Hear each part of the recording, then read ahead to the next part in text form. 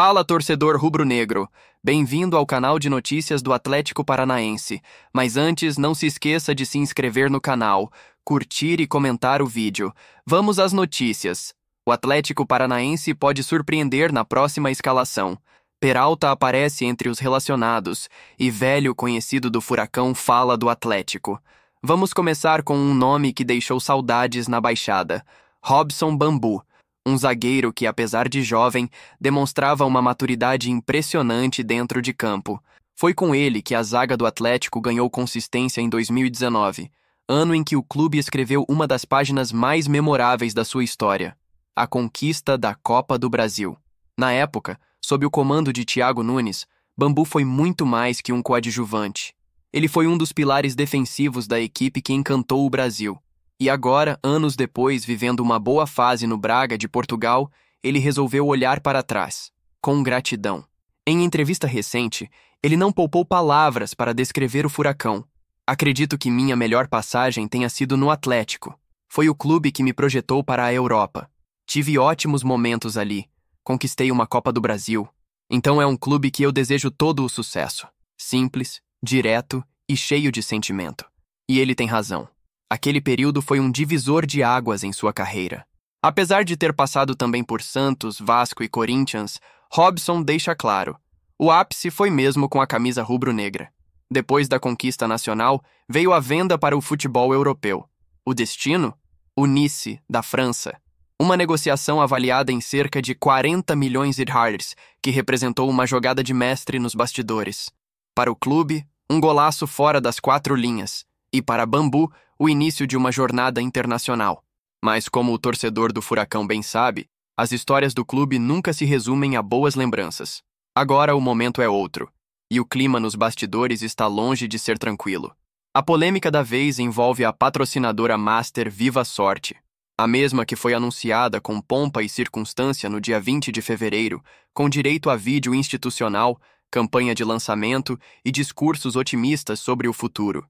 Só que o que era para ser um reforço financeiro importante pode virar um problema de milhões. A Viva Sorte está na mira de órgãos reguladores, que teriam emitido notificações proibindo o uso da marca em ações publicitárias. Com isso, o clima de instabilidade tomou conta, e os efeitos já começaram a ser sentidos no cenário esportivo. A empresa rompeu com o São Paulo, está prestes a rescindir com o Corinthians, e agora, segundo fontes internas, o Atlético pode ser o próximo na lista. O impacto de uma possível rescisão é assustador. O contrato com a Viva Sorte é uma das principais fontes de receita do clube. Sem ele, o rombo nos cofres pode afetar diretamente o planejamento de 2025, tanto no que diz respeito às contratações, quanto à estrutura do futebol profissional e de base. A diretoria, claro, já acendeu o sinal de alerta. O clima dentro do CT do Caju é de atenção total. Fontes próximas ao clube revelam que ainda não houve uma notificação oficial da rescisão, mas os sinais são preocupantes. A possibilidade de um rompimento unilateral não está descartada, e os prejuízos, mesmo com cláusula de multa prevista, seriam significativos. Além do impacto financeiro direto, a imagem do clube também entra em jogo. Romper um contrato com uma patrocinadora master em meio à temporada pode gerar desconfiança no mercado, afastar possíveis investidores e atrapalhar até negociações em andamento com outros parceiros comerciais. E nesse momento, entra em cena o nome forte do comando atleticano: Mário Celso Petraglia. Amado por uns, criticado por outros, ele é o responsável por algumas das maiores revoluções na história do clube. E agora, mais uma vez, assume o papel de escudo institucional. Petraglia acompanha de perto cada movimentação, tentando blindar o Atlético de mais uma crise. Mas a pergunta que ecoa nas redes sociais, nos grupos de WhatsApp e nas mesas de bar é uma só: será que dá para confiar nessa parceria? Ou o pior ainda está por vir? A torcida, como sempre, se divide. Há quem defenda uma postura mais agressiva, rescindir logo, evitar novas dores de cabeça e buscar um novo patrocinador. Mas há também quem pregue paciência, acreditando que a tempestade vai passar e que é possível renegociar os termos do contrato com segurança jurídica e comercial. Enquanto isso, o time segue em campo, tentando blindar o elenco da turbulência nos bastidores. Mas é impossível negar: a instabilidade extracampo afeta o ambiente. por mais blindagem que se tente fazer. E tudo isso nos leva de volta a um ponto essencial: planejamento. O Atlético sempre foi reconhecido por sua gestão moderna, por antecipar movimentos e manter os pés no chão. Mas num cenário como esse, com incertezas jurídicas, regulatórias e mercadológicas, até o clube mais organizado precisa recalcular a rota. Por enquanto, resta aguardar.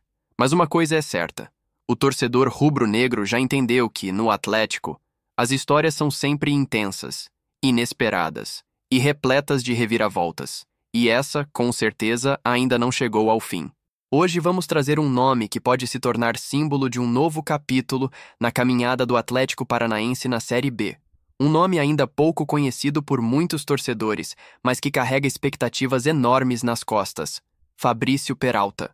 Aos 22 anos, o jovem volante paraguaio, contratado por empréstimo junto ao Cruzeiro no final de fevereiro, enfim foi relacionado pela primeira vez para uma partida oficial com a camisa do Furacão. Um momento aguardado e até questionado por parte da torcida e da imprensa que acompanha o dia a dia do CT do Caju. Depois de semanas de treinamentos, observações e, claro, muitas especulações, Peralta agora tem a chance real de mostrar a que veio. Mas como tudo no futebol, essa história também tem seus bastidores e controvérsias. Segundo apurações internas, o comprometimento do atleta vinha sendo motivo de preocupação entre membros da comissão técnica. Fontes ligadas ao clube indicaram que, até o momento, Peralta não conseguiu se destacar nos treinos.